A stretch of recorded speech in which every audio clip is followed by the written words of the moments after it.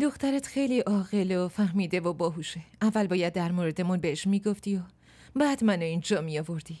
اصلا فرصتش پیش نیومد که بگم. واسه همین 3-4 روزی ازت مهلت میخواستم. فیض‌الله،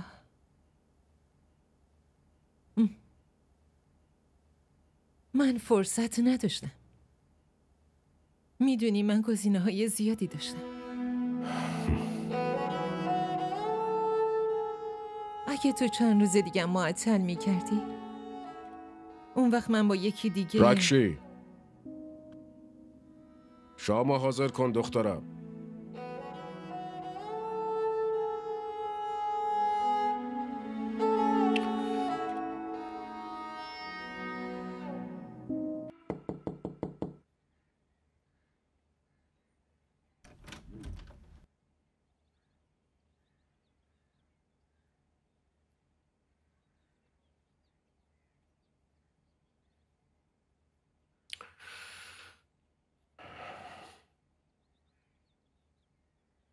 این چه کاریه دخترم؟ از دیشب خودتو توی اتاق حبس کردی و بیرون نمیای.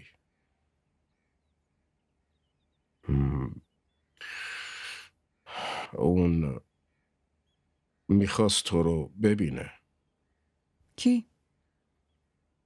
و چرا میخواد منو ببینه؟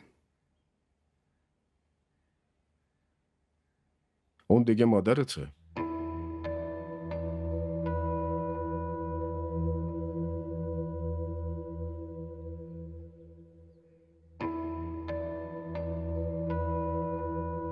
بابا شما خودتون گفته بودین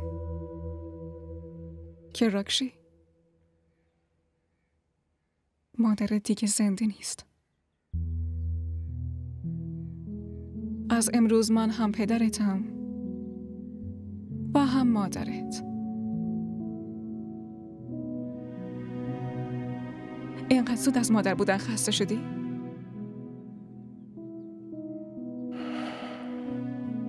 آره دخترم، خسته شدم. خیلی خسته شدم. مادر جای خودشو داره و پدرم جای خودش.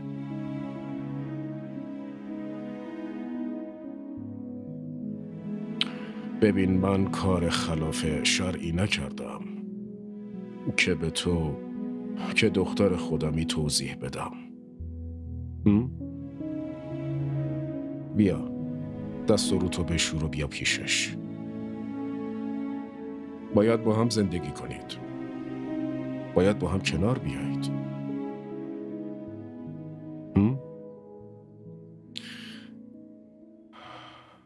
من میرم سر کار. تو هم بیا.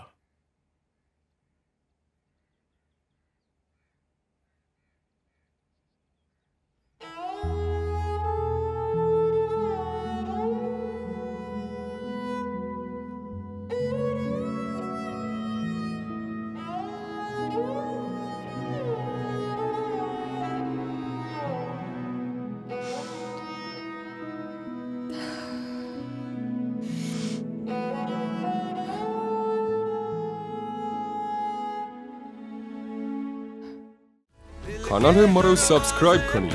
حمایت شما به ما روحیه میده.